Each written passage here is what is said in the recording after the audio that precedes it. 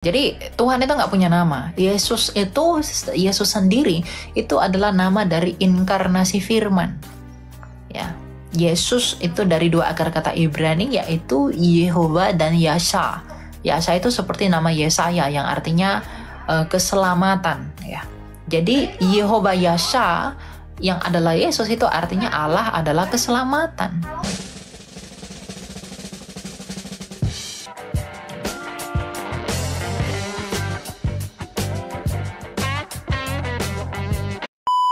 Kak Elia Miron, saya mau bertanya mengenai ayat Yohanes 5 ayat yang ke-43. Di sini tertulis, "Aku datang dalam nama Bapakku dan kamu tidak menerima aku. Jikalau orang lain datang atas namanya sendiri, kamu akan menerima dia." Di sini saya mempertanyakan, nama Yesus itu nama Bapa itu juga kan, nama Putra, nama Bapa itu bukan. Tapi orang Yesus adalah nama inkarnasi Firman. Allah itu, sang Bapa itu nggak punya nama. Karena Allah itu nggak punya nama. Gitu. Berarti di sini salah ya ayat 43-nya ini, aku datang dalam nama Bapa, berarti dia nama Bapa itu bukan nama Yesus. Aku datang dalam nama Bapakku itu sama seperti misalnya seorang anggota saya utus mendelegasikan saya. Lalu anggota saya itu ketika dia berbicara, dia akan mengatakan, "Saya datang atas nama Elia yang mendelegasikan saya, yang mengutus saya."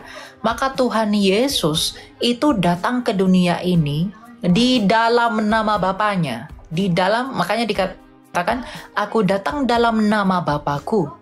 Nama di dalam budaya Yahudi itu tidak selalu berarti nama itu sendiri, tetapi pribadinya.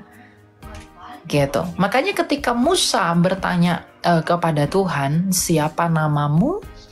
Tuhan berkata apa? Dia nggak memberi namanya. Dia mengatakan bahwa akulah aku. Ketika Musa bertanya kepada Tuhan, "Siapa namamu?" Apakah Tuhan berkata, "Akulah Yesus"? Enggak. Dia berkata, "Akulah aku." Ya, sure ego emi. Dia berkata begitu, dia nggak berkata yang lain-lain. Gitu ya. Jadi kalau kamu menafsirkan di ayat ini, "Aku datang dalam nama Bapakku dan kamu tidak menerima aku," itu memiliki penafsiran bahwa Tuhan Yesus itu datang di dalam kehendak Bapa yang keluar dan datang dari Bapa. Dan orang-orang pada saat itu tidak menerima dia yang adalah utusan sang Bapa sebagai firman hidup. Gitu. Jadi Tuhan itu nggak punya nama. Yesus sendiri itu adalah nama dari inkarnasi Firman. Ya, Yesus itu dari dua akar kata Ibrani yaitu Yehova dan Yasha. Yasha itu seperti nama Yesaya yang artinya keselamatan. Ya, jadi Yehova Yasha yang adalah Yesus itu artinya Allah adalah keselamatan. Jadi itu tidak bermakna harafiah. Gitu ya, karena sang Bapa Allah yang esa itu mengeksekusi keselamatan itu di dalam firman-Nya yang menjadi manusia itu. Gitu ya, Jo. Oke, iya Kak. Oke, ada lagi mau kamu tanya? Sudah cukup. Makasih Kak Elia. Salam. Salam. Selamat sore. Salam.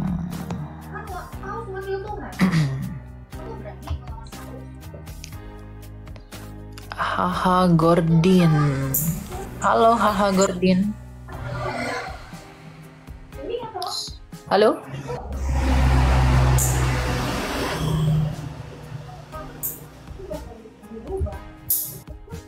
Oke.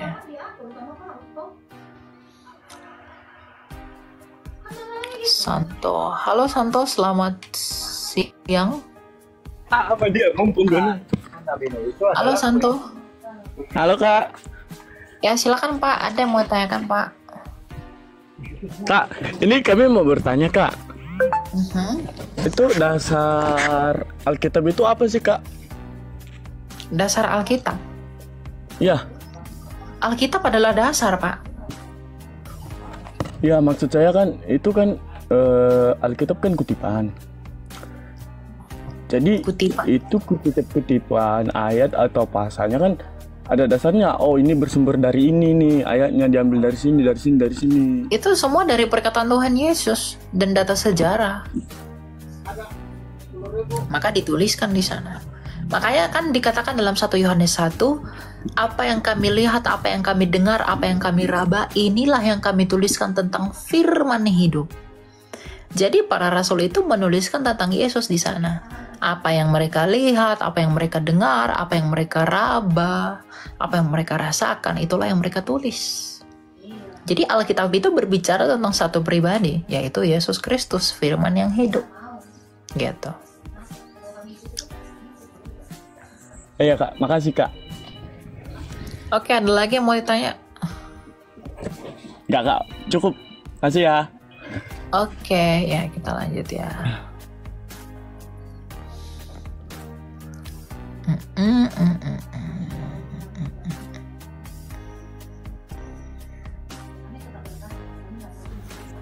Silakan Achels.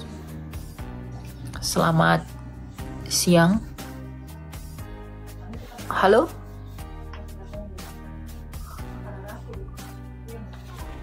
Halo Achel. Halo. Silakan FNB. Shalom. Ya, salam, silakan ada yang mau tanyakan. Halo. Ya, Iya, silakan. aku mau nanya. Tadi kan aku ngeliat tetangga sebelah channelnya tentang Tritunggal. Nah, aku mau komen tapi aku malah dibisukan dari hostnya karena aku ngebahas tentang zatnya dia, Tuhan Allahnya dia. Sorry, aku dari mantan muslim juga. Makanya aku langsung berhentiin, gak bisa komen lagi. Nah, sekarang aku minta tolong sama kakak untuk jelasin Tritunggal itu apa. Itu aja sih, Kak. Tritunggal itu berbicara tentang kebagaimanaan Allah. Allah yang esa, yang memiliki firman dan roh. Itu adalah Tritunggal. Ya, jadi Tritunggal itu tidak pernah berurusan dengan jumlah Tuhan. Tapi dia itu berbicara tentang seperti apa dan bagaimanakah Allah kita yang satu itu. Bahwa Allah kita yang satu itu adalah Sang Bapa, dan Sang Bapa ini memiliki firman dan roh. Firman-Nya inilah Yesus Kristus, dan rohnya itulah Roh Kudus. Jadi itu Tritunggal. Ya, sederhananya begitu. Ya. Tapi sebelah itu tetangga bilang kenapa kalau dia Tuhan itu harus disalibkan. Justru karena dia tersalib lah, makanya dia adalah Tuhan. Justru karena dia telah mati dan bangkit dan hidup kembali, maka dia menjadi penguasa atas segala sesuatu. Dia adalah penguasa hidup dan penguasa kematian. Bisa nggak orang disebut berkuasa kalau dia tidak bisa membuktikan bahwa dia telah mati dan hidup kembali? Apa yang dia kuasai? Tuhan Yesus memang harus mati untuk membuktikan bahwa dia berkuasa atas kematian dengan bangkit kembali. Mungkin bagi orang di luar Yesus, bahkan di agama sebelah, mereka berpikir kematian Yesus itu adalah hal yang hina. Oh tidak. Makanya iblis itu malu dengan kematian Yesus. Karena iblis itu berpikir dengan matinya Yesus mereka bisa mengalahkan Yesus. Tetapi justru di dalam kematian itulah yang iblis pikir adalah kekuatan mereka. Tuhan Yesus menginjak kepala mereka dengan hidup kembali. Ya, jadi makanya iblis itu hanya mampu membuat hoaks. Dibilang dia tidak mati lah, tidak tersalib lah, dan segala macem. Iya, Dengan dan di sebelah ajaran-ajaran. bilangnya kalau Tuhan Yesus itu sebenarnya nggak disalib tapi digantikan oleh seseorang. Gitu Iya. loh. Ya itu nggak benar, karena nggak ada data sejarahnya dia diserupakan. Nggak ada data sejarahnya bahwa dia itu diangkat. Itu nggak ada. Tapi bahwa dia telah bangkit, itu ada. Gitu. Jadi, ya memang Tuhan Yesus itu harus mati untuk menunjukkan bahwa dia berkuasa atas kematian itu. Dengan mengalahkan kematian itu melalui kehidupannya kembali. Gitu. Dan sorry Kak, satu lagi, boleh nggak? Silakan. Tetangga sebelah tadi jawab komenku, kalau misalkan Tuhan itu dia mati, terus berarti orang Kristen itu nggak punya Tuhan selama 3 hari dong, digituin Kak. Dia kan yang mati dalam keadaannya sebagai manusia, bukan keilahiannya yang mati. Ketika kitab suci mereka saya bakar, apakah firmannya terbakar atau kertasnya yang terbakar? Tidak. Ya, kalau saya bakar berarti firmannya tidak ada firmannya selama-lamanya karena sudah dibakar jadi debu. Mereka kan percaya firman Allah jadi buku. Masa kita nggak bisa percaya firman Allah jadi manusia? Kalau bukunya saya bakar, yang terbakar firmannya atau kertasnya? Kertasnya. Ketika dia mati, yang mati kemanusiaannya atau firmannya? Kemanusiaannya. Makanya dalam Filipi 2 dikatakan ia yang mati dalam keadaannya sebagai manusia. Jadi keilahiannya nggak mati. Mana bisa yang ilahi mati? Gitu ya. Oke. Thank you ya Kak. Oke, God bless you. Ya. Jadi nggak ada yang ilahi bisa mati ya.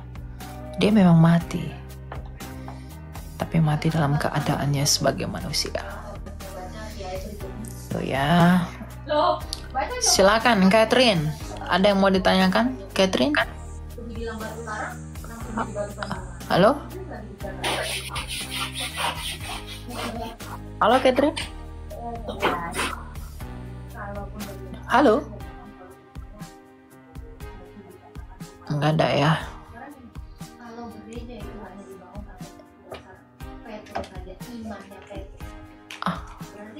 Halo Kitchen Eddie. Halo, selamat siang. Halo guys. Ya silakan Pak, ada yang mau tanyakan Pak?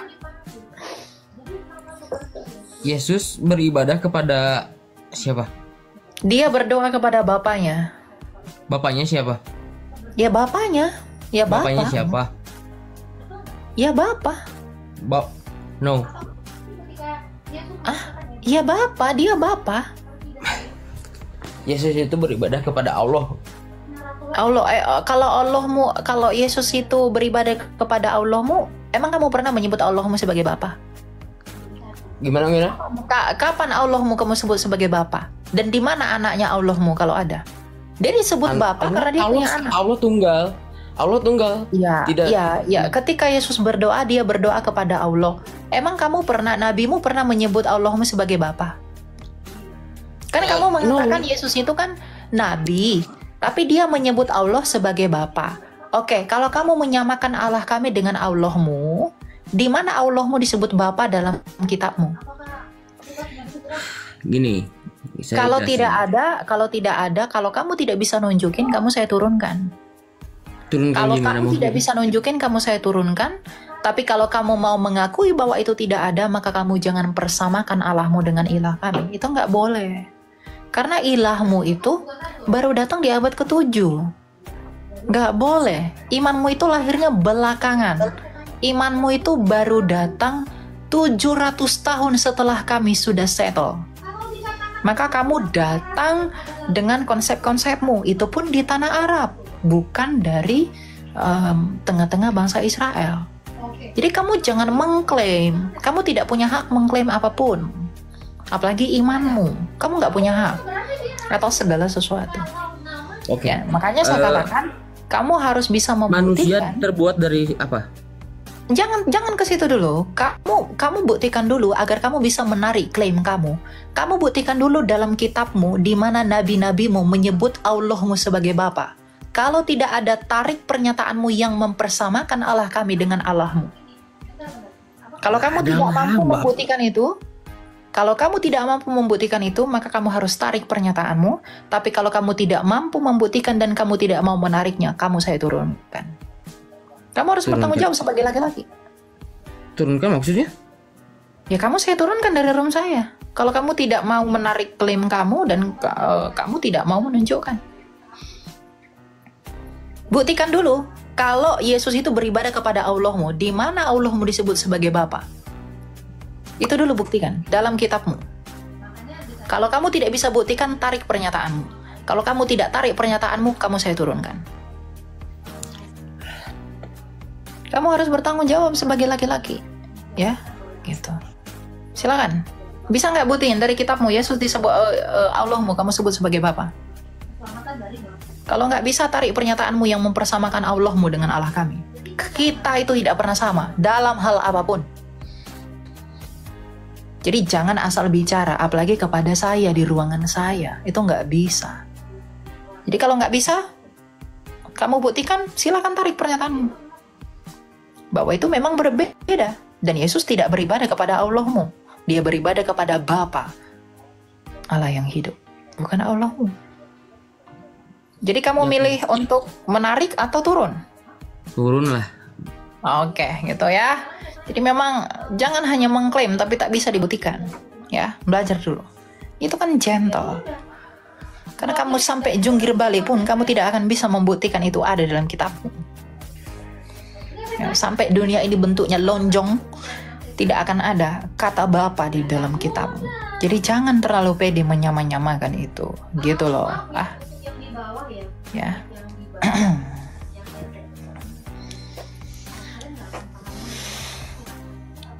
Silakan Ferdi. Selamat siang. Halo, selamat siang. Ya, siang. Silakan Pak, ada yang mau tanyakan? Coba Kak, pandangan Kakak tentang Natal dan Santa Claus itu seperti apa? Itu aja. Apa yang mau ditanya dari Natal? Benar kan apa? Kok mesti Natal pakai Santa Claus atau apa gitu? Oh, Natal itu kan hari kesukaan besar alam semesta, bahwa Natal itu kita merayakan kedatangan Mesias, anak Allah yang hidup, yang datang menjadi manusia. Itulah Yesus Kristus, yang lahir di kota Bethlehem, di kota Daud. Nah, apa itu Sinterklaas?